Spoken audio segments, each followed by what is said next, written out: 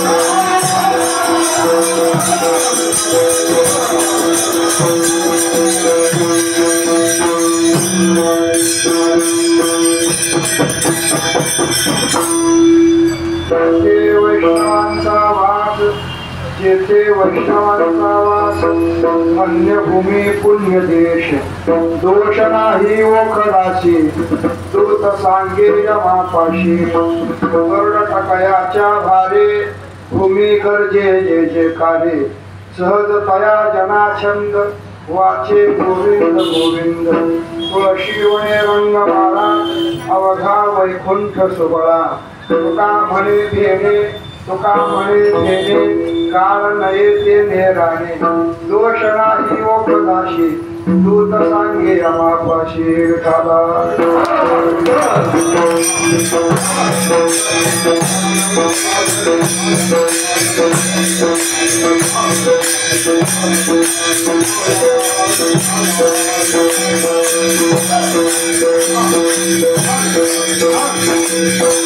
संताची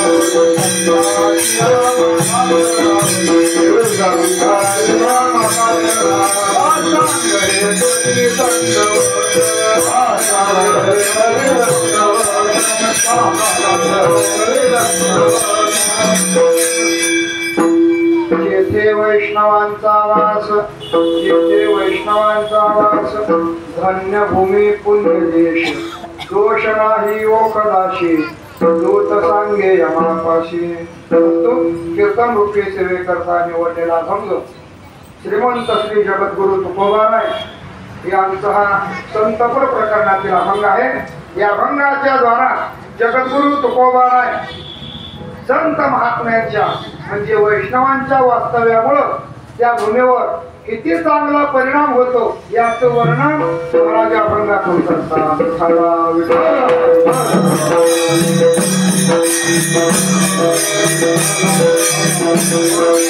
अभंगावर काही बोलण्यापूर्वी दोन शब्दाचा परिहार देणं आवश्यक आहे. श्री संत सोपानदेव यांच्या समाधी उत्सवाच्या निमित्तानं हा अखंड हरिनाम सप्ताह गेली 26 वर्ष अव्याहतपणे परमपूज्य परमादरणीय राशेकर महाराज यांच्या छत्राखाली चालत आहे. इतक्या वर्ष सेवा अव्याहत चालणं सोपं नाही. त्याकरता सेवाच असली पाहिजे. बोलू नका. पुढं सारखा पुढं सारखा माझ्या पण थोडं सारखं घ्या.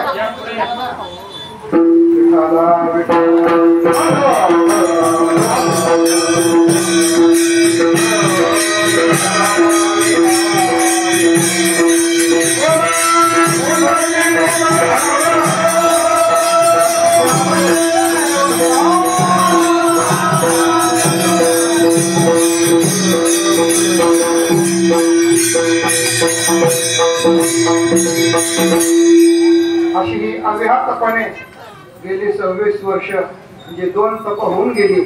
ही सेवा अव्याहतपणे सोपानदेव चरणी समर्पित होत आहे. यातील आज 5व्या दिवसाची कीर्तन सेवा माझ्या वाट्याला आलेली आहे. हरिभक्ती परायण संपदे महाराज यांनी मला फोन केला आणि सांगितलं की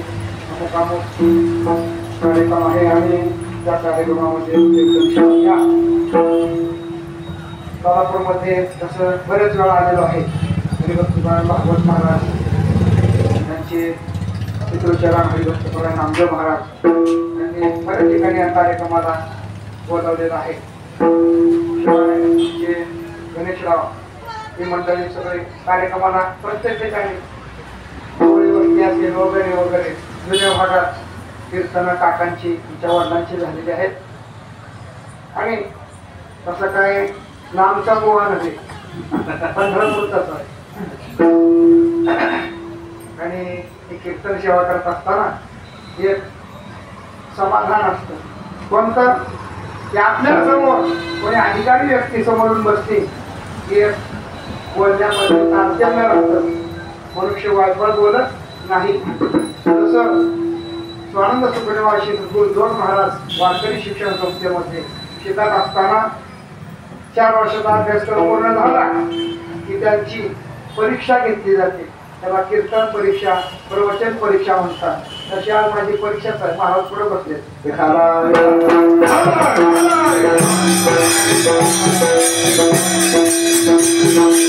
कोणत्याही कार्यक्रमाला अधिष्ठान पाहिजे बा, त्याशिवाय तो कार्यक्रम व्यवस्थित होत नसतो. कोणातरी मानलं पाहिजे, त्यांच्या चरणावर मस्तक ठेवलं पाहिजे. आणि ते मस्तक का ठेवतात? त्यांची सेवा मोठी आहे म्हणून बुवा. ही सगळी मंडळी, पंढरपुरातली सगळी फडकरी मंडळी हे सेवेनं फार मोठे आहेत. आता टांगसिंगवाले भरपूर आले बाहेर, पण ते सेवेनं मोठे नाही. ते तितकंच खरं आहे, ते पैशानं मोठे.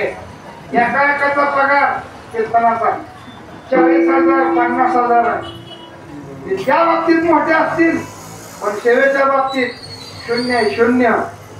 पंढरपुरातील फडकरी मंडळी यांनी ज्ञानोबा तुकोबारांच्या पश्चात सगळा परमार्थ एकसंध ठेवला आणि तो अव्याहतपणे पिढ्यान चालू ठेवला. कसली संकट आली तरी तो परमार्थ कधीही बंद पडला नाही. त्या सेवेमध्ये अंतराय घडला नाही. कोरोनासारखी महामारी संकट आली तरी सेवा बंद नाही. विचार महाराजांना 2 वर्ष पंढरपुरामध्ये कोणी आलं नाही. बाहेरच्या व्यक्तीला येऊ दिलं गेलं नाही. आषाढी वारी असेल, कार्तिकी वारी असेल, महिन्याची शुद्ध वारी असेल, बाहेरचा मनुष्य एकही नाही. पण सगळ्या सेवा फडकरी मंडळींनी अतिशय निष्ठेनं सांभाळलं. किती निष्ठा पराकोटीच्या असतील त्यावेळेस ते पाहायला मिळालं. आणि हा प्रसंग खरंच सुवर्णाक्षरी सोळा घेण्यासारखा आहे. तिच्या परंपरा सांभाळत असताना तेवढं दिव्य करावं लागलं. पहाटे 4 वाजता दिंडी काढायची प्रदक्षिणे करता. का? पोलिसांनी सांगितलं की आम्ही तुम्हाला लेखी पत्र देणार नाही प्रदक्षिणा करा म्हणून, आणि तुम्हाला अडवणारही नाही. फक्त दिवस उजडायच्या आत तुम्ही घरी आला पाहिजे. बरोबर आहे? सगळ्या दिंड्या, सगळे नियम धर्म चालले, पण किती लोक? 5 ते 10 लोक. घरातले, बाहेरचे कोण आलेच नाही.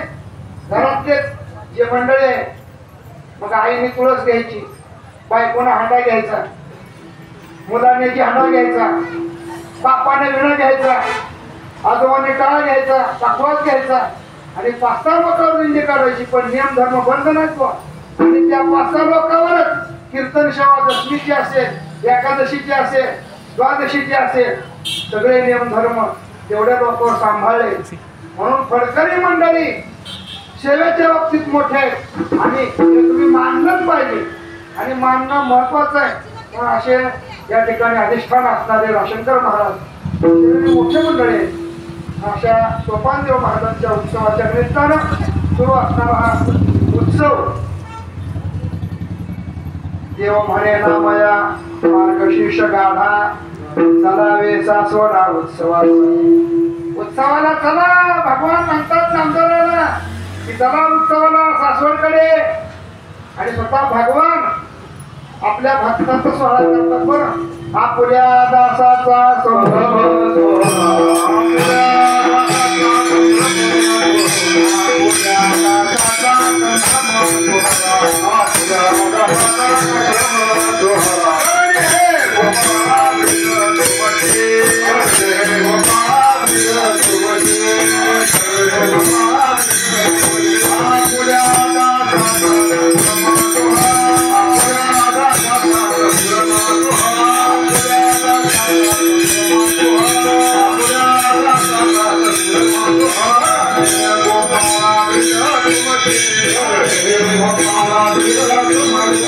Thank you. आता हा सोहळा भगवान स्वतः करता तुका म्हणे गाजे वैकुंठी सोहळा याही भूमंडळा माझी कीर्ती. असे हे भगवत भक्त महात्मे संत सोपानदेव यांच्या उत्सवाच्या निमित्ताने हे कीर्तन सेवा हा अखंड हरिनाम सप्ताह होत आहे. सासवडला आता मोठी गर्दी आहे. द्वादशी, एकादशी, द्वादशी आणि समाधी उत्सव त्रयोदशी हे मुख्य 4-5 दिवस फार गर्दी असते. सासवडची अनेक नाव आहे. प्रत्येक संता करता भगवान परमात्म्याने समाधीचं स्थान अगोदर निश्चित केलेलं आहे.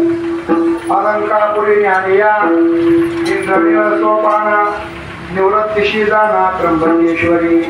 प्रत्येकाची जागा आधी अगोदरच भगवान परमात्म्याने निश्चित केलेली आहे. ज्ञानोबा करता अलंकापूर म्हणजे आळंदी, सोपान देवा करता इंद्रनीळ म्हणजे संवत्सर गाम आणि संवत्सर गामाचं अपभ्रंश म्हणजे सासवड. सोपान देवा करता सासवड ही जागा पूर्वी ब्रह्मयाने ब्रह्मदेवाने त्या ठिकाणी हजारो वर्ष तपश्चर्या केली. आता तो इंद्रनीळ पर्वत, त्या पर्वताच्या ठिकाणी सोपान देवांची समाधी आहे. म्हणून अशा संत सोपानदेव म्हणजे ब्रह्मदेवाचा होता. ब्रह्मा सोपान तो झाला भक्ता आनंद झाला. अशा सोपानदेवांच्या या उत्सवाच्या निमित्तानं ही कीर्तन सेवा आहे. हा अखंड हरिनाम सप्ताह आहे. म्हणून अशा वैष्णवांचंच वर्णन करावं आणि त्या वैष्णवांच्या राहण्यामुळं त्या भूमीला कशी पवित्रता प्राप्त होते याचं वर्णन प्रस्तुत अभंगातून महाराज करतात.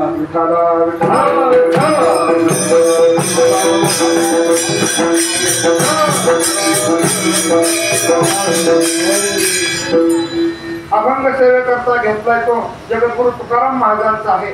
हा अभंग बहुतेकाच्या पाठातील नाही, कारण सारखंच अभंग पाठातला घेतला पाहिजे असा काही नियम नाही. कारण इतरही अभंगावर चिंतन झालं पाहिजे.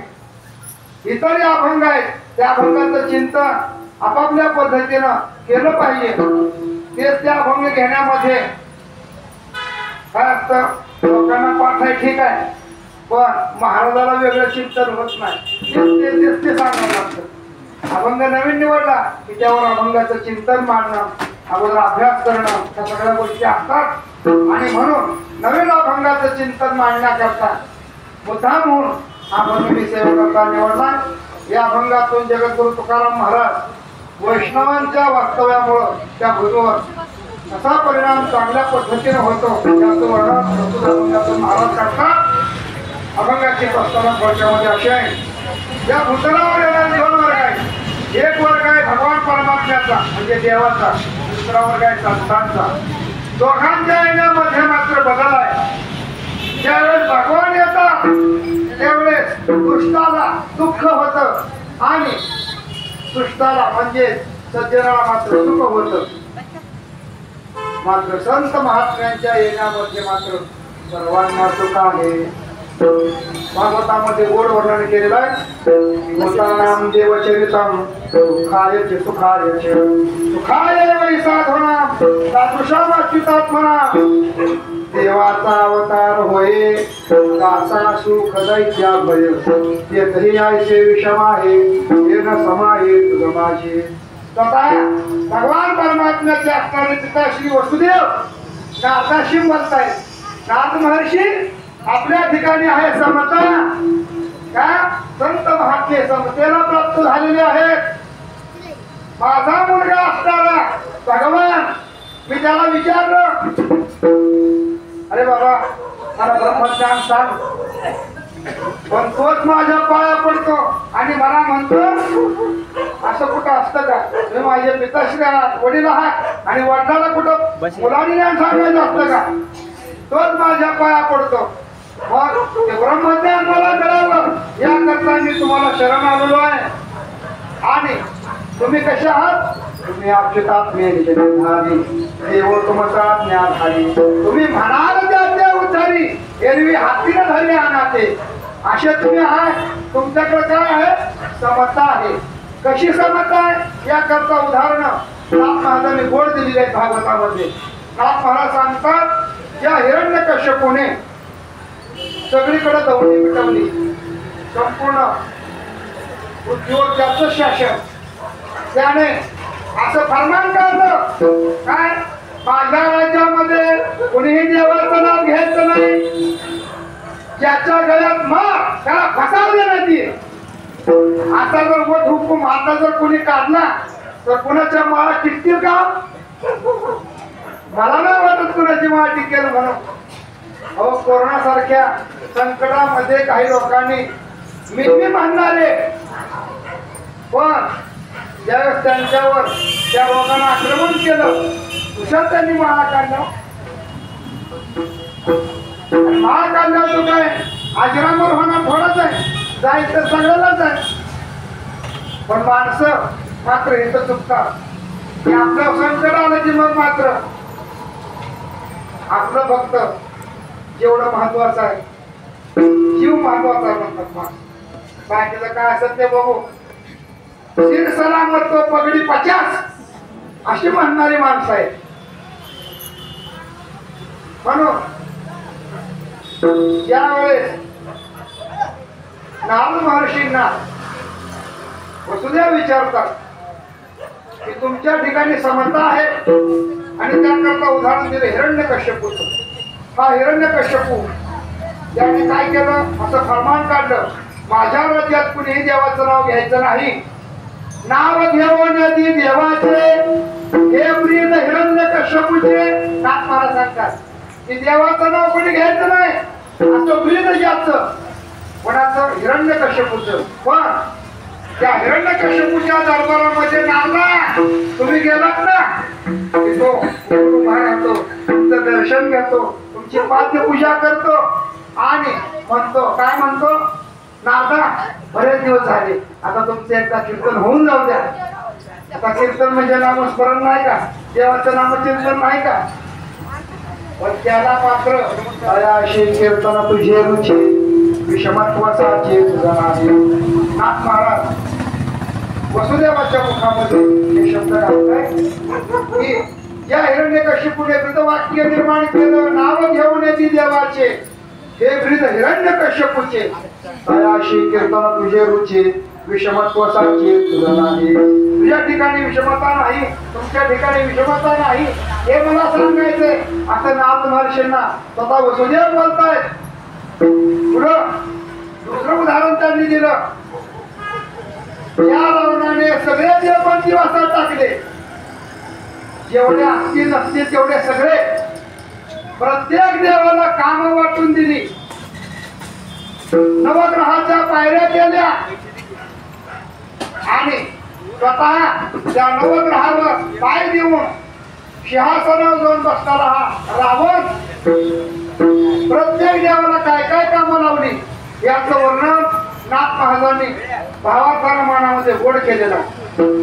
इंद्रबारी चंद्रछत्रधारी ब्रह्म पाणी वाहे घरी वायू सर्वदा पूजा वसरी विधी तेथे कधी दळकांड मला देव कानडे करती राक्षसांच्या डाल्या खाणे आरसान लावी जया पुढे त्वची रोकडे बुकाळी. नाथ महाराज सांगतात महाराज देव म्हणजे खंडोबा. खंडोबाकडे काम होतं कोणतं, राक्षसांच्या दाड्या करायचं काम खंडोबाकडे. पण एके दिवशी चुकून रावणाची दाढी करायची वेळ त्यांच्याकडे आली. गेले समोर बसले. बसल्यानंतर असा प्रकार झाला दाढी करायला सुरुवात केली पण त्याने अर्थच दाखवलं नाही. कोणी खंडोबाने. रावणच आहे. रावणाला राग. रावणाने काय केलं, उठला असा जवळ बांबू पडला होता. एक कोण वेळा मारला, एक कोण म्हणून तेव्हापासून पद्धत म्हणायची काय खंडोबाचा कोण घे तेव्हापासून म्हणायची पद्धत. असं प्रत्येक देवाला ज्या रावणाने कामं लावली ज्याच्या समोर विघ्नच राहत नाही असे विघ्नहर्ता गणपती बाप्पा. पण त्यांना देखील काम लावलं काय गाढवा बनायचे. विघ्न राहू न शके जया पुढे तो गणेश होणे बापुडे गाढवाचे कळप गाडे चौकडे वळी तसे अशी सगळ्या देवांची फटफटीती करणारा हा रावण सगळ्या देवांना काम लावणारा पण देव रावणे घातले बंदी असा जरी रावण असला तरी ना तुम्ही त्याच्या दरबारात गेला तो रावण तुझे चरणबंदी तो रावण काय करतो शहातनावर उठतो आणि तुम्हाला साष्टांग नमस्कार करतो देव रावणे घातले बंदी तो रावण तुझे चरणबंदी शेखी रामाचा तू आप्त तुझी विषम तुझ मधी आशा महाराज म्हणतात की वसुदेव बोलतायत की तुमच्यामध्ये विषमता अजिबात नाही मग संतांकडे विषमता नाही मग काय आहे समता आहे समता म्हणून समतेचे पहिले उद्बोधक कोण असतील तर ते संत महात्मे म्हणून संतांची समता आणली पण आताचे पुढारी म्हणत असतील समता आहे समता आहे समतेला आधीपासून ही समता सगळ्या जीवांच्या ठिकाणी असावी हे संतांचं वृद्ध वाक्य म्हणून अशी ही समता संतांकडे आहे मग कोणी कोणत्या जातीपातीचा असो मागवलं दिंड्या निघतात सोलापूर भागातल्या निघाल्यानंतर दिल्लीचे मालक तुम्हाला विचारत नाही की कोणत्या जातीचे आहात आणि आपणही त्यांना विचारत नाही कोणत्या जातीचे आहात का तिथं समता आहे विषमता नाही अशी समता वारकरी संप्रदायामध्ये संतांमध्ये आहे आणि अशा समतेला प्राप्त झालेली जे महात्मे त्यांच्याकडे विषमता अजिबात नाही आणि मग असे जे समतेला प्राप्त झालेले महात्मे आहेत त्या महात्म्यांच्या विषयी महाराज बोलतात की असे जे समतेला प्राप्त झालेले महात्मे ते महात्मे ज्या ठिकाणी वास्तव्याला राहतात त्यांच्या वास्तव्यामुळं त्या भूमीवर किती चांगला परिणाम होतो महाराजांना करतात जे जे वैष्णवांचा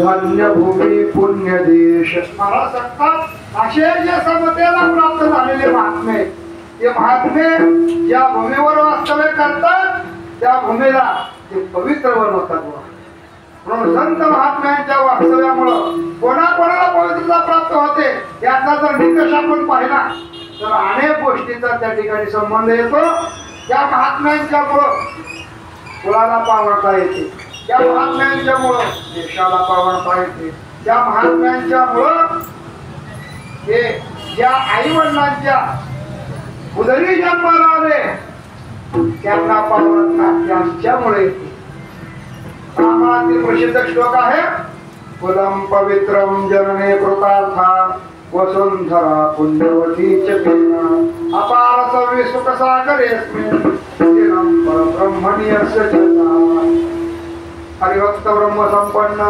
जगपुरी होय उत्पन्न या ठिकाणी हे महात्मे जन्माला येतात, ज्या कुळामध्ये जन्माला येतात त्यांच्यामुळं त्या कुळाला पावनता येते.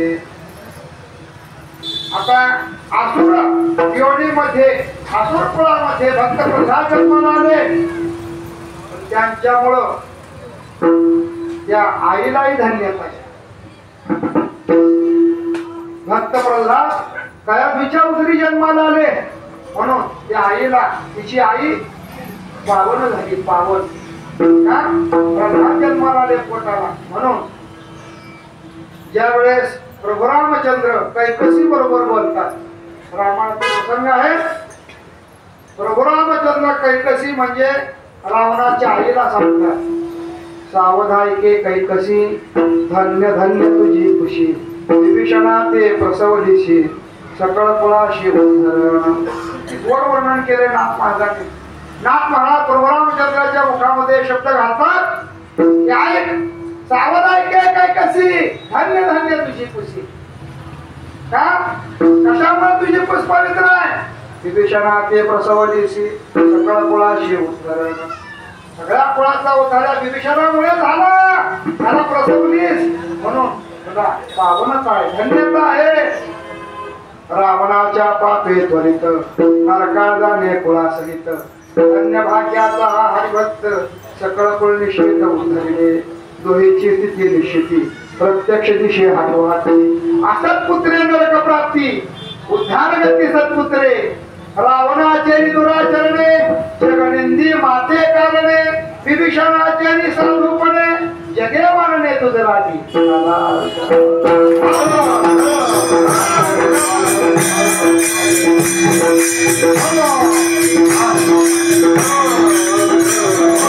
म्हणून या महात्म्यांच्या मुळे आईला पवित्रता आहे, वडिलांना पवित्रता आहे, कुळाला पावनता आहे.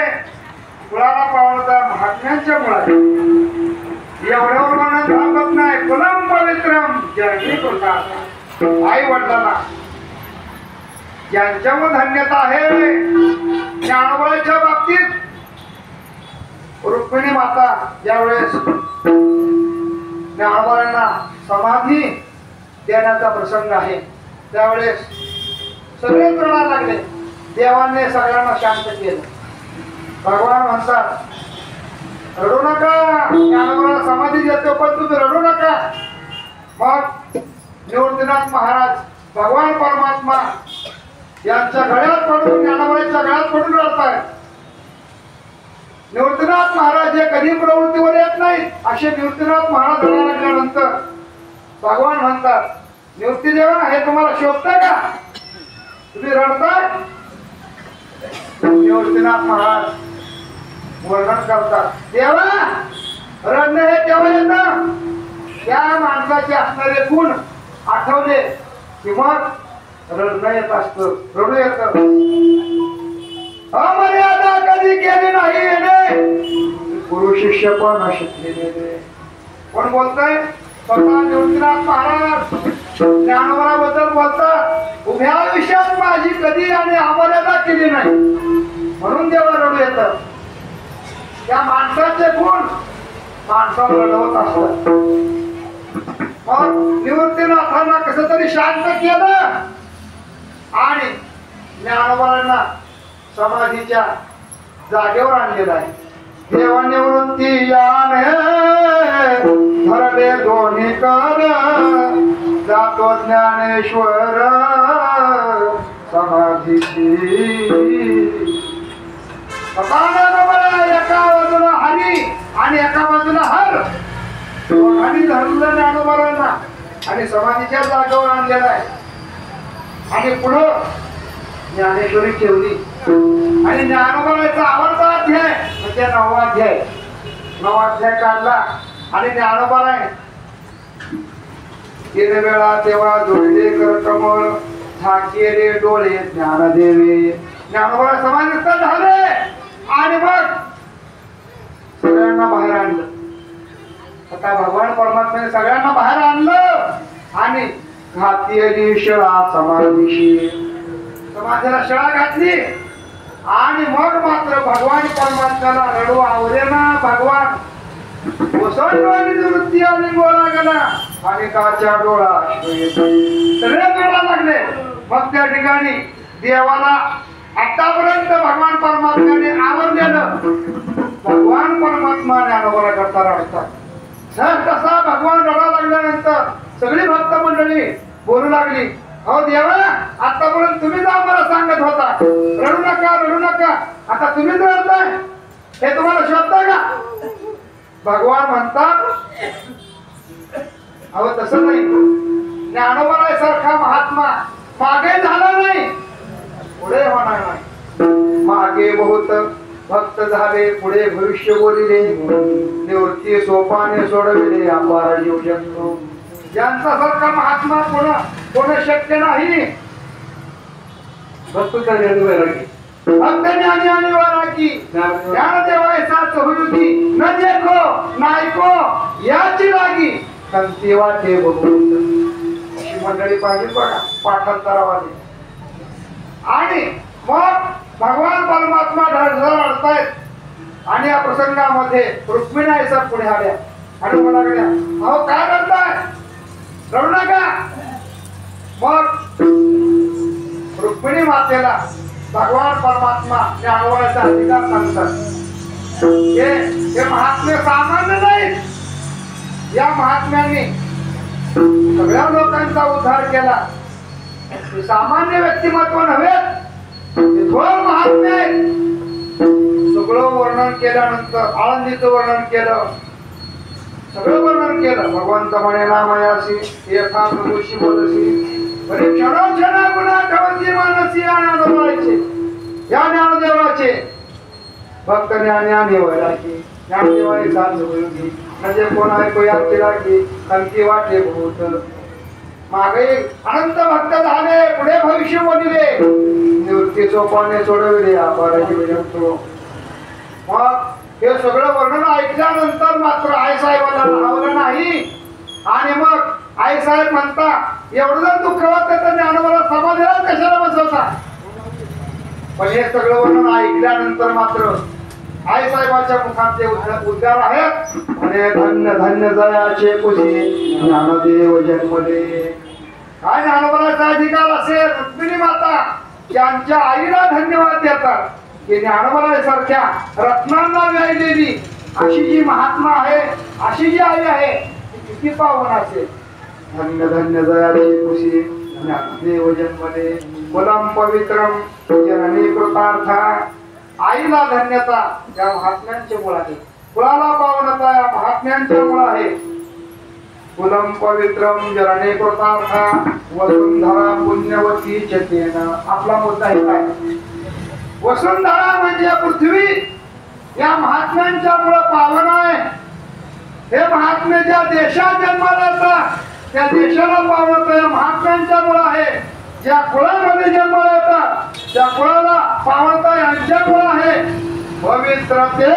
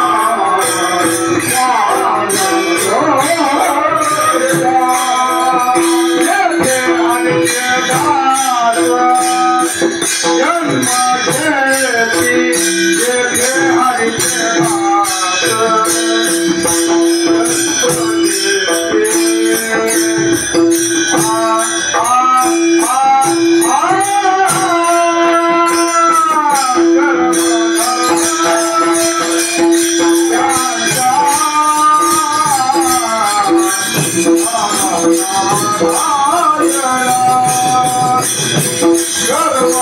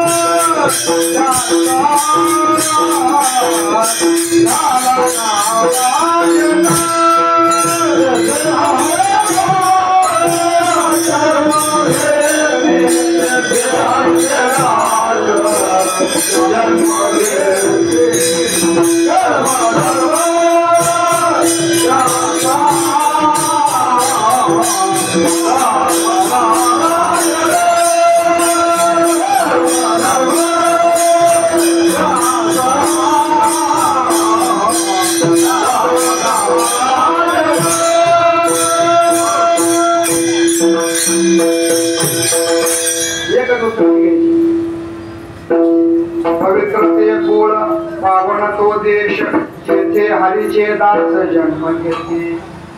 हा श्लोक कुलम पवित्रम चरणे कृतार्थ आणि महाराजांचे प्रमाण जणू काय दोन्ही एकच आहे.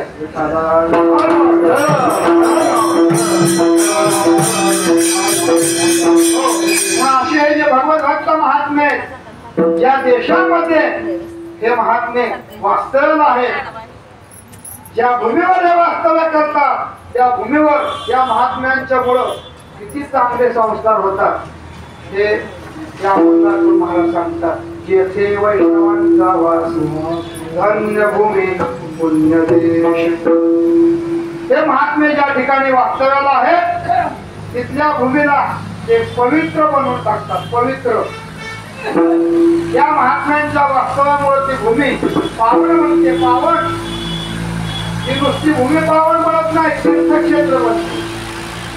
एवढं त्या भूमीला पावित्र्य या महात्म्यांच्यामुळे येतं. छोटस गाव आहे आरण भेंडी, छोट गाव आहे, पण सावता महाराजांच्यामुळं त्या गावाला धन्यता आहे. धन्यते आरण रत्नाची लेखा जन्मला निधान सावता सावता सागर प्रेमाची आगर येतला अवतार माळ्या घरी.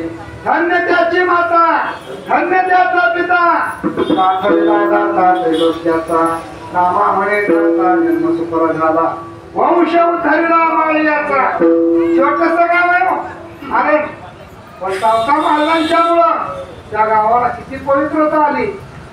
हे गाव पुण्यभूमी बनलं. पुण्यभूमी.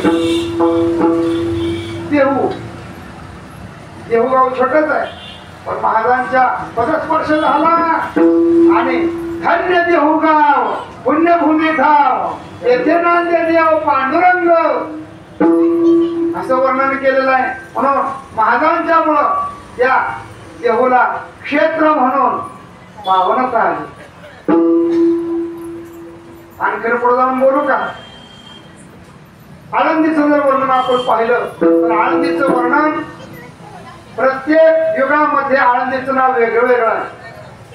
कृतयुगामध्ये पहिलं नाव आहे कपिल क्षेत्र, त्रेतायुगातलं नाव आहे वारुण क्षेत्र, पुढं द्वापारात अलकावती, कलियुगातलं पहिलं नाव अलंकापूर आणि त्याचा पुढं अपभ्रंश आळंदी, अशी वेगवेगळी नाव आळंदीला आहेत. म्हणून हे क्षेत्र ज्ञानोबाच्या आधीपासून आहे. ज्ञानदेवा तेथे समाधी, ज्ञानोबाच्या अगोदर पासून हे क्षेत्र आहे. कृतयुगी क्षेत्र आधी, ज्ञानदेवा तेथे समाधी. देव सांग तसे शुद्धी योग बुद्धी असे आनंद क्षेत्र ज्ञानोबाच्या अगोदर पासून तिथं असणार शिवपीठ. शिवपीठ हे जुना ज्ञानाबाई येथे मुकुट शिवपीठ आहे. बघा एवढ्या संत महात्म्याने समाधी घेतल्या. देवता महाराज असतील, सोपानदेव असतील किंवा ज्ञानोबा असतील. बघा तिथं अधिष्ठान आहे अगोदर. काय अधिष्ठान आहे? भगवान शंकराचं अधिष्ठान आहे. निवृत्तीनाथांचा विचार करा. समाधी त्र्यंबक शिखरी, मागे शोभे ब्रह्मगिरी.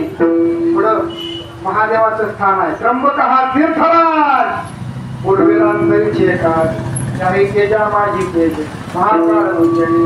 निवृत्तीनाथांनी तिथं समाधी घेतली. तिथं अधिष्ठान अगोदरच आहे भगवान शंकराचं. पुढे चला, ज्ञानोबांनी जिथं समाधी घेतली तिथं अगोदर शिवपीठ आहे. भगवान सिद्धेश्वराचं मंदिर पूर्वीपासून यात्रा तिथं आहे. आळंदी हे गाव पुण्यभूमी ठाव, दैवताचे नाव सिद्धेश्वर. सिद्धेश्वराचं मंदिर अगोदर पासून आहे. पण सिद्धेश्वराला हे महत्व. पुढं मुकुट कोण आहे? ज्ञानोबा. शिवपीठ हे जुनाट ज्ञानाबाई तेथे मुकुट. म्हणजे भगवान शंकराचा अधिकार कमी असं नाही, पण त्या काळाची प्रसिद्धी ज्ञानोबाने त्या भूमीचं महत्व आणखी वाढवलं. ज्ञानोबामुळं त्या भूमीला अधिक पवित्रता मिळाली. पुढे चला, ज्यांचा समाधी सोहळा आपण साजरा करत आहोत असे सोपानदेव, सासवड, सहस्त्रगाम, इंद्रनील पर्वत हे नाव आहे सासवडची. त्या ठिकाणी सोपानदेवांनी समाधी घेतली. तिथे अधिष्ठान अगोदर आहे. महादेवाचं स्थान अगोदर पासून. समाधीच्या पुढेच महादेवाचे शिवलिंग आहे. याचा अर्थ प्रत्येक ठिकाणी अधिष्ठान आहेत. म्हणून असे भगवान भक्त महात्मे, संत महात्मे या भूमीवर वास्तव्य करतात ना, त्या भूमीला पावणता त्यांच्यामुळे आहे. या महात्म्यांच्या वास्तव्यामुळं तिथल्या असणाऱ्या नदीला तीर्थक्षेत्र म्हणून महत्व आलं. धन्य तीर्थ इंद्रायणी, धन्य प्रत्यक्ष शिवपाणी. समाधीच्या अभंगामध्ये ज्ञानेश्वरांनी वर्णन केलेलं आहे.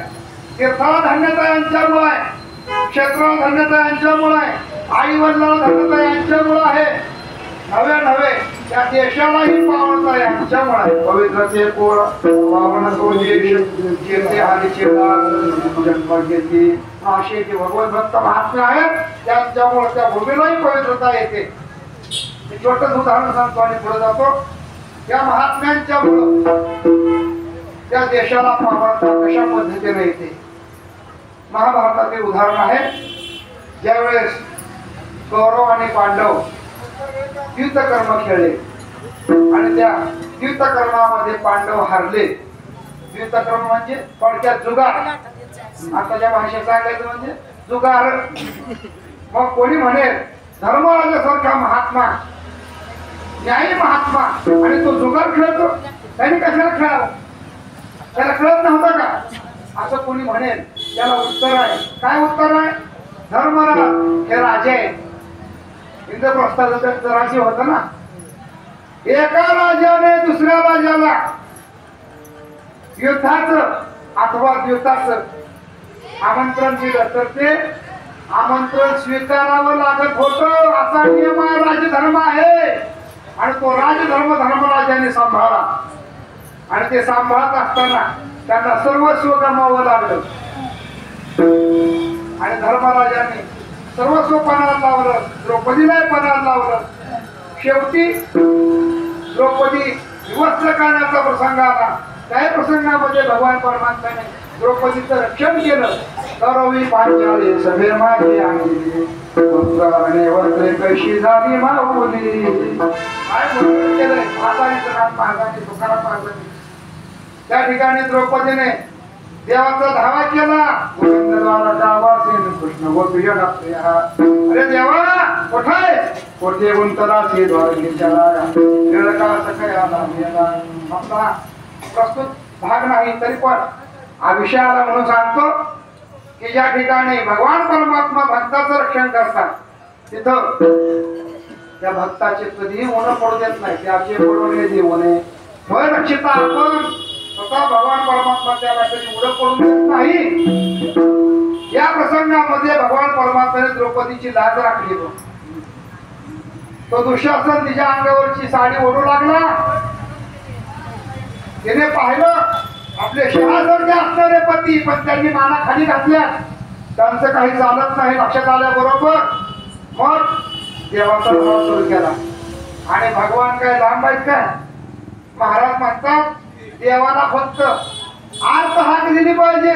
देव काही चालता या घरी भाका बरी करणा. भगवान काय लांब आहेत का? लगेच तात्काळ प्रगट झाले भगवान. आणि भगवान परमात्म्याने अंबर अवतार धारण केला. भगवान परमात्म्याने विचार केला की आता हिच्या हातामध्ये वस्त्र घडी देणार, मग ही नेसणार. आणि नेसत असताना जर उघडी पडली तर तिची आबरू जाणार नाही, मागे जाईल. म्हणून भगवान नेसती वस्त्र बनले. नेसती द्रौपदीच्या हाती देता वस्त्र घडी, नेसता दिसेल ती उघडी. या लागी लवड सवडी, नेसती लुगडी मी झालो. नाथ महाराज वचन भागवतामध्ये भगवान स्वतः अंबरावता धारण केला आणि द्रौपदीचं लज्जारक्षण केलं. पुढे चला.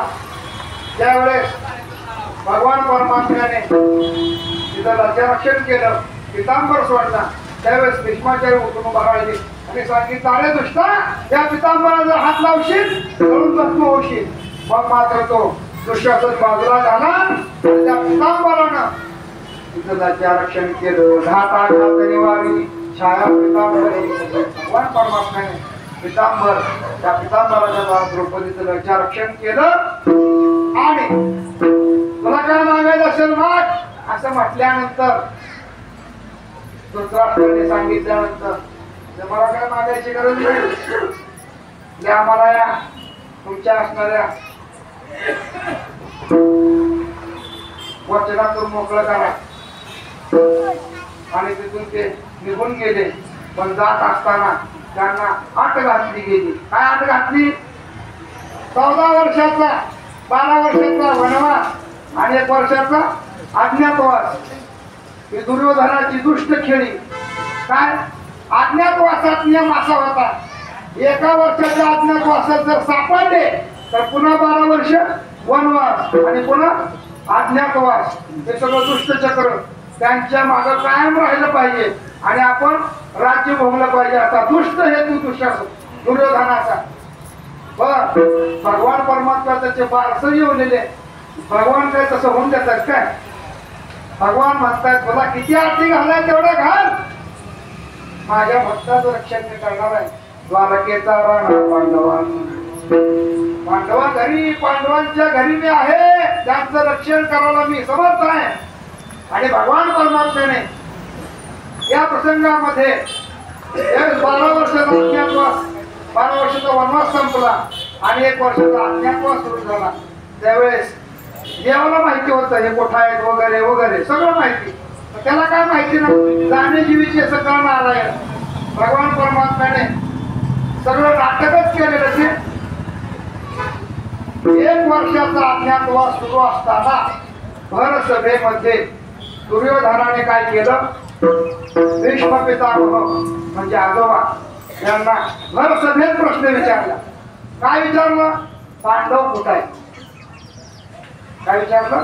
पांडव कुठं आहे? भीष्माचार्याला माहिती होतं त्या दुष्टावाने खरं सांगितलं, हा दुष्ट तिथं जाईल आणि त्यांना घेऊन येता येईल आणि पुन्हा त्यांच्या मागे 12 वर्षाचा वनवास, 1 वर्षाचा अज्ञातवास, दुष्टचक्र चालू होईल.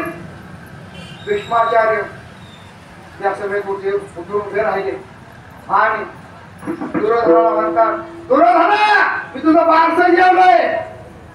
काय? मी तुझं बारसं जेवलोय. तुझा दुष्ट हे तू माझ्या लक्षात आला. पण आता वेळेस जर हे सभेत जर मी इथं खोटं बोललो तर मला पत्राला जावं लागेल. माझे पूर्वज पत्राला जातील. मग खरंही बोलले नाही आणि कुठे तरी सांगितलं, त्याला म्हणतात मधला मार्ग. हुशार माणसं हुशार असतात. हे सगळ्यांचं बारसं जेवलेले उन्हाळे पावसाळे खाल्लेले असतात, त्यांना माहिती असतं. एका ठिकाणी असा प्रसंग झाला, लग्नाकरता बैठक बसली. बैठक दोन्हीकडची मंडळी बसली, मुलीकडची मुलाकडची.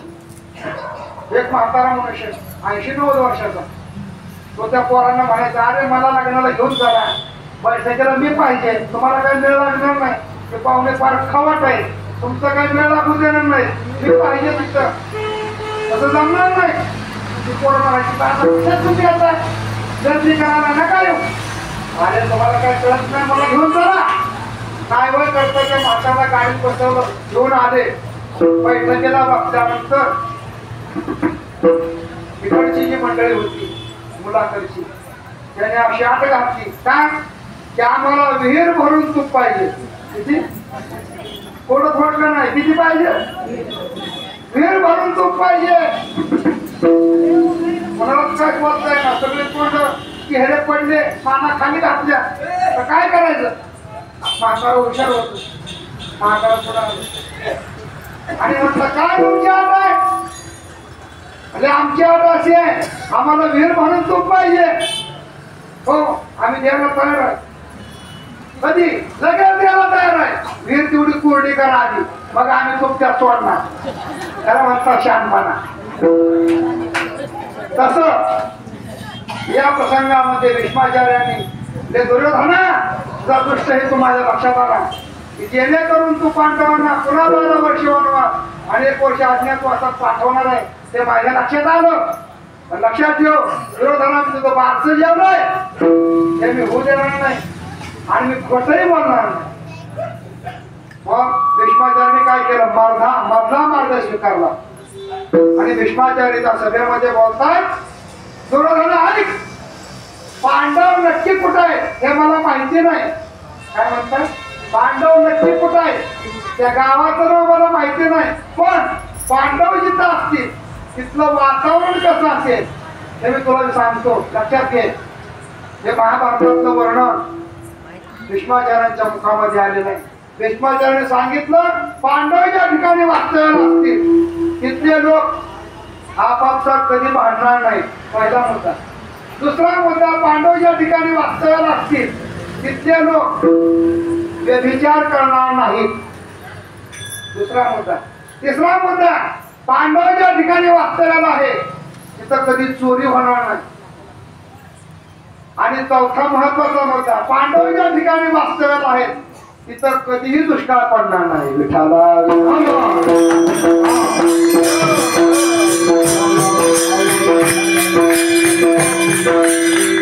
हे सगळं वर्णन लक्षात आलं. काय वर्णन आहे?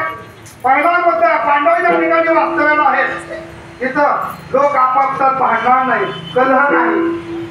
दुसरा मुद्दा, पांडव ज्या ठिकाणी वास्तव्याला आहेत तिथले लोक व्यभिचार करणार नाहीत.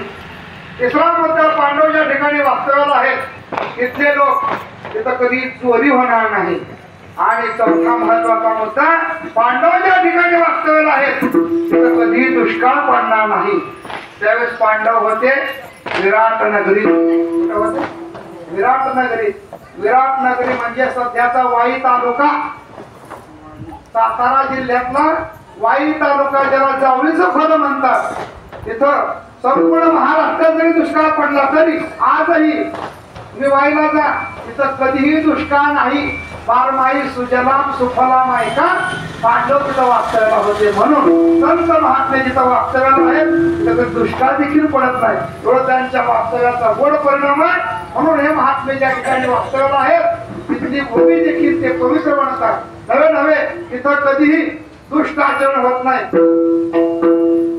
तिथं फक्त पुण्य पिकतं आणि पाप मात्र संपतं. जेथे वसती हरीचे दास पुण्य पिके पाप नाश. पुण्य पिके पाप नाश. पुण्य पिके पाप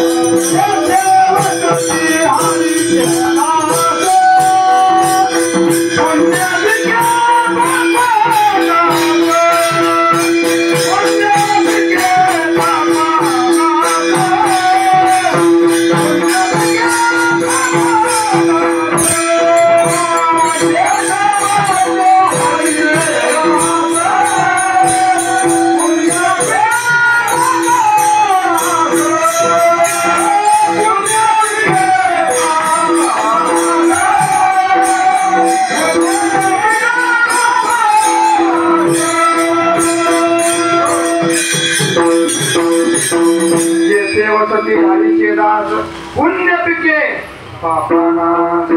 जे महात्मे या ठिकाणी वास्तव्याला आहेत तिथं फक्त पुण्य पिकतं आणि पाप मात्र संपतं. असा या महात्म्यांच्या वास्तव्याचा परिणाम आहे. म्हणून महाराज म्हणतात तिथे वैष्णवांचा वास धन्य भूमी पुण्य देश. त्या महात्म्यांच्या मुळे त्या भूमीलाही पावनता येते आणि त्या देशालाही पावनता येते.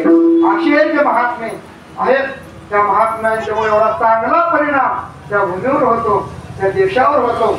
म्हणून असे महात्मे भारत देशामध्ये जन्माला आले. म्हणून भारत देशाला महत्व आहे. बुवा धन्य ही भारतवंशी, धन्य असे परंपरा, भारतीय जनधन्य हा धन्य अशी संस्कृती. इथल्या संस्कृतीचं आचरण करण्याकरता, त्याचा अभ्यास करण्याकरता पाश्चात्य लोक इथे येतात आणि इथल्या संस्कृतीचं आचरण आपल्या देशात जाऊन करतात. या उलट भारतातले लोक तिथल्या लोकांचं आचरण करतात. हे चुकीचं आहे. म्हणजे करतात तर नाही. म्हणून भारताच्या इतिहासामध्ये सुवर्णाक्षराने देण्यासारखा प्रसंग म्हणजे 22 जानेवारी. प्रभू रामचंद्र 500 वर्षाच्या वनवासातून बाहेर पडतायत आणि स्वतः त्यांचं मंदिरामध्ये मूर्तीची स्थापना होत आहे.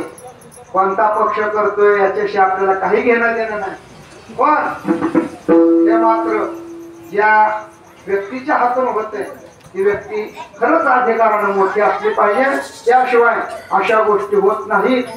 कित्येक पक्ष आले, सत्ता आल्या गेल्या, प्रत्येकाने त्यावर निवडणुका जिंकल्या, पण राम मंदिराचा प्रश्न कोणी मार्गी लावला नाही. पण आम्ही मात्र तो बोलल्याप्रमाणे मार्गी लावला. म्हणून 22 जानेवारी म्हणजे आपल्या जीवनातला सुवर्णाक्षर लिहिण्यासारखा क्षण म्हणजे 22 जानेवारी. त्या दिवशी खऱ्या अर्थानं भारत देशामध्ये नव्हे संपूर्ण विश्वामध्ये काय दिवाळी आहे. दिवाळी बुवा दसरा दिवाळी तोची माझा सण सखे हरी खऱ्या अर्थानं दिवाळी ही आहे. कोणती ज्या ठिकाणी भगवान परमात्म्याचं प्रागट्यीकरण होत आहे. कित्येक वर्ष कारसेवकांनी केलेलं बलिदान, इतरांनी केलेलं बलिदान या फळाला लावा. त्यांनी एवढे प्राणाची बाजी लावली. त्या प्राणाच्या बाजीचं खऱ्या अर्थानं ही जर मंडळी आज असते तर त्यांना किती आनंद झाला असता. आम्ही केलेल्या बलिदानाचं आम्हाला खऱ्या अर्थानं फळ मिळतंय. म्हणून प्रत्येक व्यक्तीनं हा दिवस दिवाळीसारखा साजरा केला पाहिजे. या दिवस आपल्या आयुष्यात पुन्हा येणार नाही आणि असं पुन्हा 22 जानेवारी सारखे अक्षर आपल्या जीवनात पुन्हा येईल आणि ते पाहायला आपण शिल्लक राहू असं कोणाला सांगता येत नाही. म्हणून येणारा दिवस खऱ्या अर्थानं मोठा आपल्या जीवनातला खऱ्या अर्थानं सुवर्णचा आता सुरू होतोय.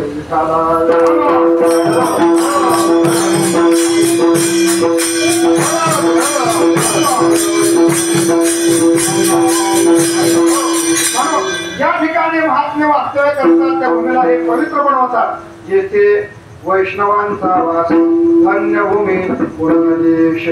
हे कोण कोणाला सांगते तर स्वतः यम महाराजांचे असणारे दूत यम महाराजाला सांगतात की आम्ही ज्या महात्म्यांकडे गेलो संतांकडे गेलो त्यांच्याकडे दोष औषधाला देखील नाही हो. दोष नाही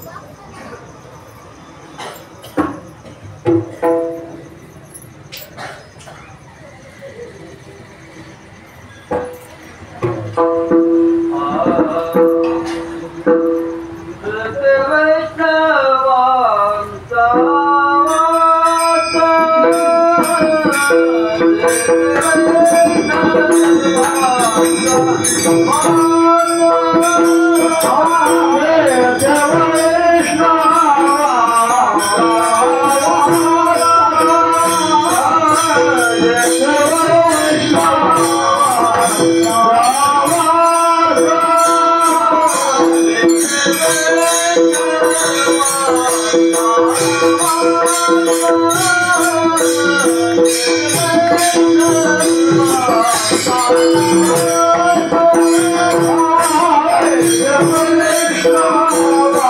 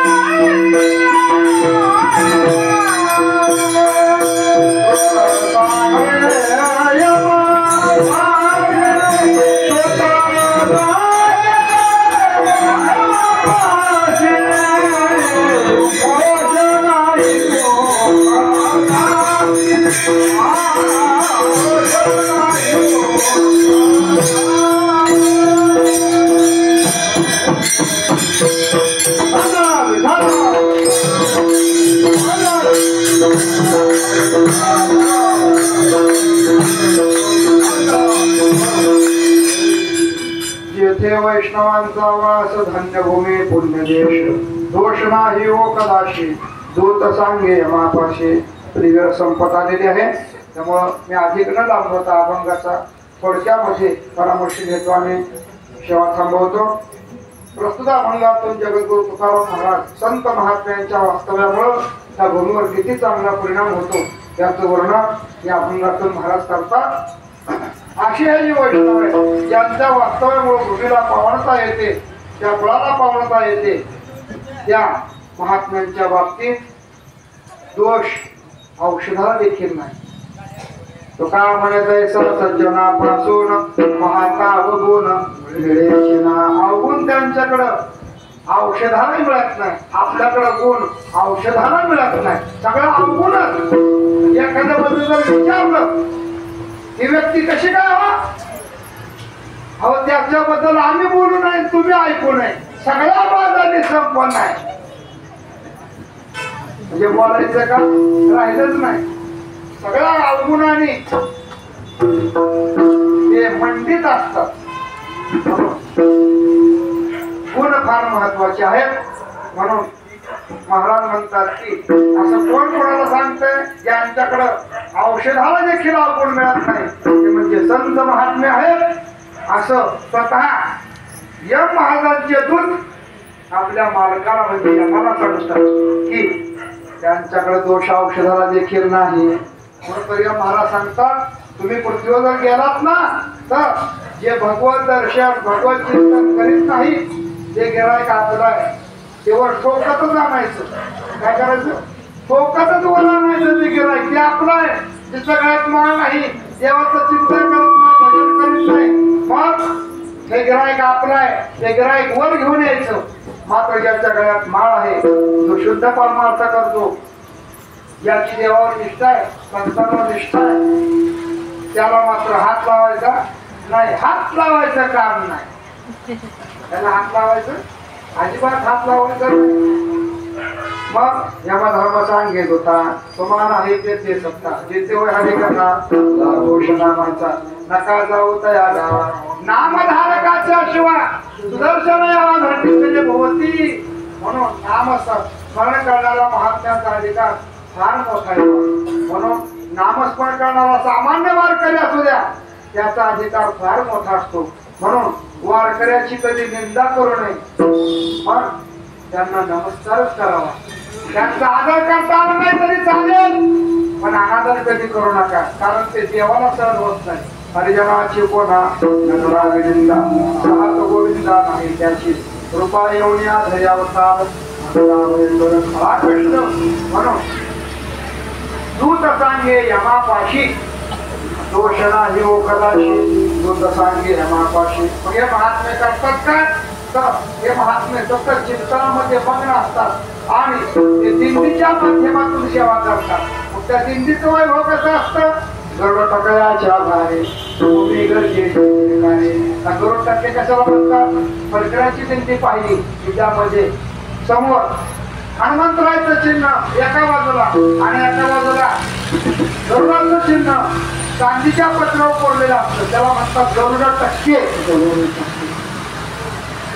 असे गरुड टक्के इतर दिंडीत पाहायला मिळत नाहीत. काही दिंडीमध्ये पताका नसतात, त्या पताका असतात कशाच्या, वेगळ्याच पताका असतात.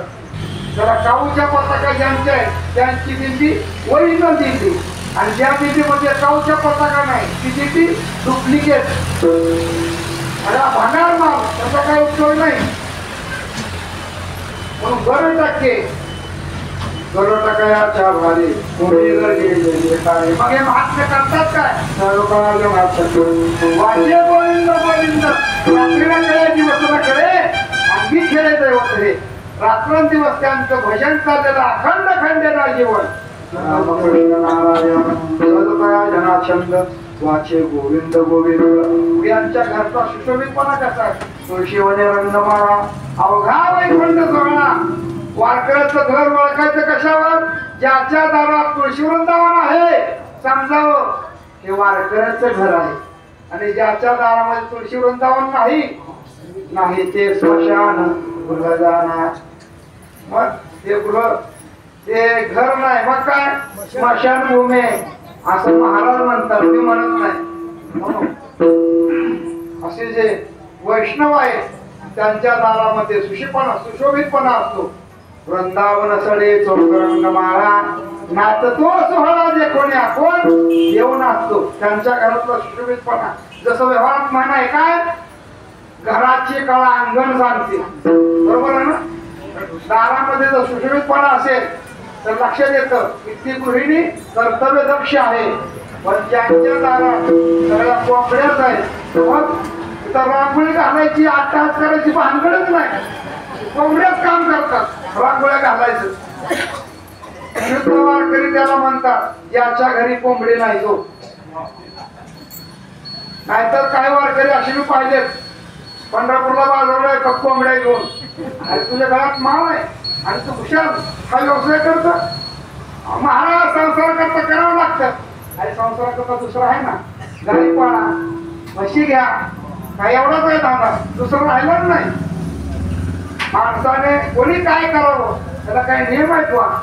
आपल्याकडे जर असेल तर असं अपवित्र कार्य करणं आपल्या घरामध्ये हे असणं योग्य नाही. म्हणून वारकऱ्याचं शुद्ध वारकऱ्याचं घर त्या ठिकाणी कोंबडी नाही, ते वारकऱ्याचं घर शुद्ध घर आहे. म्हणून वृंदावन सडे रंगमाळा शुभाचे पुण्या तुळशीवने रंगमाळा अवघा वैकुंठ सोहळा. असं सगळं वातावरण पाहिल्यानंतर कास वाटतं याला भेटो तुका म्हणे भेणे काळ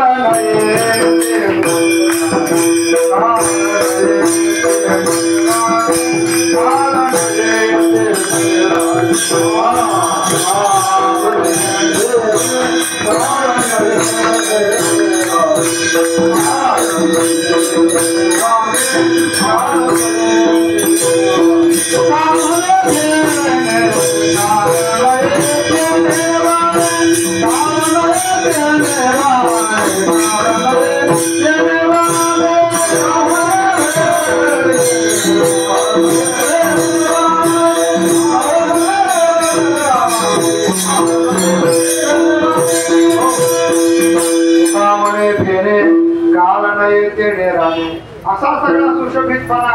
हे महात्मे एवढे मोठ्या अधिकाराचे ज्यांच्या वास्तवामुळं देशाला पवित्रता, कुळाला पवित्रता, भूमीला पवित्रता प्राप्त होते असे जे महात्मे आहेत त्यांच्याकडे याला काळ सुद्धा घाबरतो बा. काळ गुलाम सलाम करी तो कया घरी राहू. ज्ञानोबाच्या जीवनामध्ये काळ आला बा. आल्यानंतर निवृत्तीनाथांनी 2 बोट केली, परत गेला. त्याला वाटतं 2 वर्ष थांबायला सांगतात. 2 वर्षांनी पुन्हा आला. आल्यानंतर स्वपनदेवांनी 2 बोट केली, परत गेला. परत 2 वर्षाने आला. आल्यानंतर मात्र चिमुरड्या मुक्ताबाई, आदिशक्ती मुक्ताबाई यांनी मात्र त्या काळाची हजेरी घेतली. अरे काळा, काळ तोंड्या, तुला 2 बोट म्हणजे 2 वर्ष वाटतात काय? जवरी चंद्र सूर्य तवरी कीर्ती घट फिरू. जोपर्यंत चंद्र सूर्य आहेत तोपर्यंत तिकडे यायचं नाही, यायचा संबंधही नाही. नामदेवाने ते गोड वर्णाचा मध्ये या भंगात केलेला आहे. यमन पाहे इकडे काळ नमस्कारी वाडे कोडे म्हणती पाहावं केवढे भाग्य ज्ञानदेवाचे. ज्ञानोबाचं भाग्य काय वर्णन करावं? काळ तिकडं वाकड्या जर पाहू शकत नाही. हे महात्म्याचे सामर्थ्य. तुका म्हणे भेणे काळ नाही, काळ त्यांच्याकडे येत नाही. संतांना पाहून काळ कसा पळतो? संतांना पाहून काळ चिम चिम चिंगात पळतो.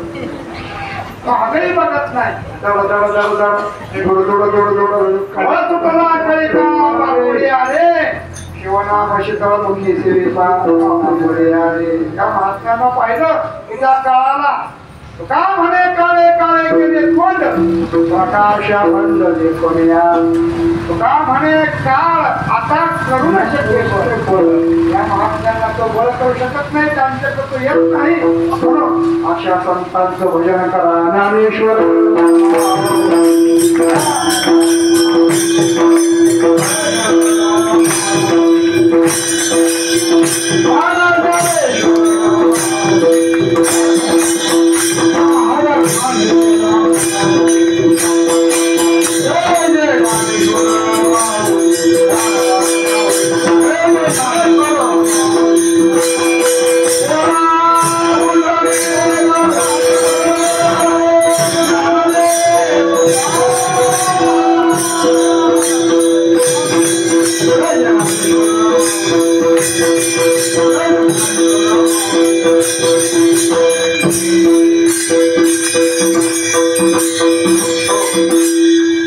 कीर्तन सेवेची वेळ संपलेली आहे.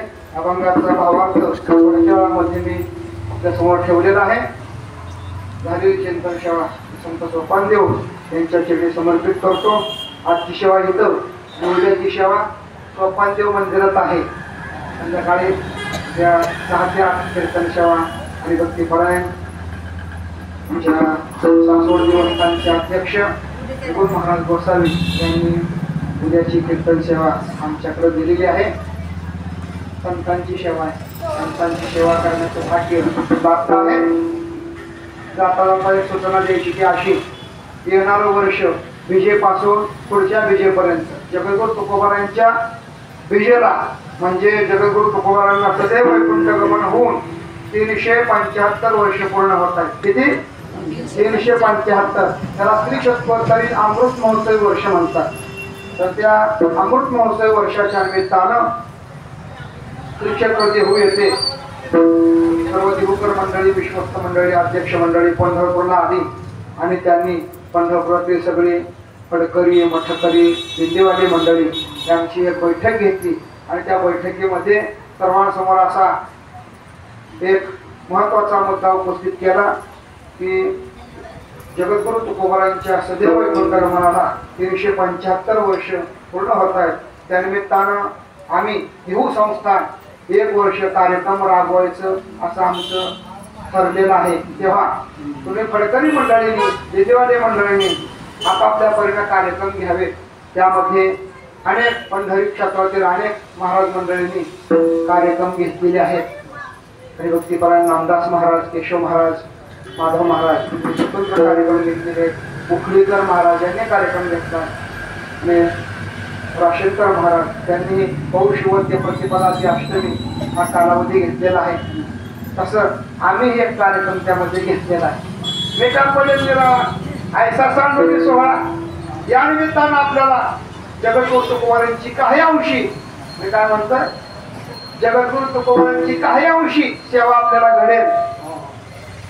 ज्यावेळेस ज्ञानोबारायांचं त्रिशतकोत्तरी 700 वर्ष पूर्ण झाली त्यावेळेस महाराष्ट्रात सगळीकडे ज्ञानेश्वरी पारायण वर्षभर झाली. तसंच आता विजयपासून महाराष्ट्रात सगळीकडे मोठमोठाले कार्यक्रम होणार आहेत. सध्या काही वातावरण नाही त्यामुळे आपल्याला माहित नाही. सोहळा काम काय 375 वर्ष झाले वगैरे, म्हणजे हा सोहळा महाराष्ट्रात सगळीकडे सुरू होईल त्यावेळेस मात्र आपल्याला देवाला जायची वेळ लागतील. म्हणून आम्ही कार्यक्रम घेता येतो. फाल्गुन शुद्ध प्रतिपदा ते फाल्गुन शुद्ध अष्टमी म्हणजे 28 फेब्रुवारी 2025. किती? 28 फेब्रुवारी 2025 ते 7 मार्च 2025 असा आपला 8 दिवसाचा कार्यक्रम आहे. आणि हा कार्यक्रम संपला की देहू संस्थांचा शेवटचा बीजोत्सव सुरू होतोय त्या वर्षातला. असा शेवटचा आठवडा आपण सेवेकरता घेतलेला आहे. तेव्हा त्याही कार्यक्रमाकरता ज्यांना वेळ आहे अशा मंडळींनी अवश्य सदैव वैकुंठ गमन स्थान या ठिकाणी आपण हा कार्यक्रम आयोजित केला आहे. तेव्हा त्या कार्यक्रमाकरता आपण यावं असं सर्वांना आग्रहाचं, प्रेमाचं, नम्रतापूर्वक निवेदन 1.5 वर्ष अगोदर आमंत्रण देतो बरं का. भागवत महाराज, सांगमले महाराज 1.5 वर्ष अगोदर आमंत्रण आहे. म्हणजे कोणी म्हणायला नको की आम्हाला माहिती नाही, आम्ही काहीतरी सवड काढून आलो असतो बरं का. या कार्यक्रमाकरता आपण यावं. त्या कार्यक्रमाचं थोडक्यामध्ये रूपरेषा अशी आहे. पहाटेच्या 6 काकडा भजन आणि फडकरी मंडळींचं जीवापाड प्रेम असणार म्हणजे भजन, गाथा भजन. त्या गाथा भजनाला विशेष प्राधान्य आहे. सकाळी 7 ते 9 गाथा भजन न्याहानी, नंतर 9:30 ते 12 गाथा भजन, नंतर भोजन असा हा कार्यक्रम आहे. दुपारची 12 ते 4:30 जवळजवळ 5 तास वेळ मोकळी ठेवलेली आहे. अशा करता देऊच्या जवळ असणारे महाराजांचे साक्षात्काराचे असणारे डोंगर भामचंद्र आहे, वर्डेश्वर आहे, भंडारा आहे. त्या ठिकाणी लोकांना उरलेल्या वेळामध्ये जाता यावं याकरता ही मधली वेळ, दुपारची वेळ मोकळी ठेवलेली आहे. जवळ आळंदी आहे, ज्ञानोबाचं दर्शन त्या निमित्तानं मंदिर आहे, दर्शन आपणाला व्हावं याकरता दुपारची वेळ मोकळी ठेवलेली आहे. संध्याकाळी 4 ते 5 प्रवचन, हरिपाठ, रात्र सत्यनाम कीर्तन असा सुटसुटीत कार्यक्रम ठेवलेला आहे. बहुतेक वेळा काय होतं, कार्यक्रम करणारी जी मंडळी आहे ती कार्यक्रम करत असताना एक कार्यक्रम झाला की लगेच दुसरा, लगेच झाला की तिसरा. त्या माणसाला अजिबात उसंतच नाही, बाहेर जाऊच येत नाहीत कुठं. माणसं वैतकच काय सारखं कार्यक्रमच चालू आहे. आम्ही झोपायचं कधी, बाहेर कुठं जायचं, फिरायचं कधी. म्हणून हा कार्यक्रमामध्ये आपण मधला वेळ मोठा ठेवलेला आहे. तेव्हा ज्या लोकांना यायचं असेल त्यांनी आपण कसं कळवावं. त्या निमित्तानं आम्हाला आपली काही अंशी व्यवस्था सेवा करता येईल म्हणून सर्वांना विनंती आपण त्या कार्यक्रमाकरता यावं अशी सर्वांच्या चरणी प्रार्थना. जगद्गुरु तुकोबारांचं 2 मिनिट सर्वांनी हात वर करा, टाळी वाजवा.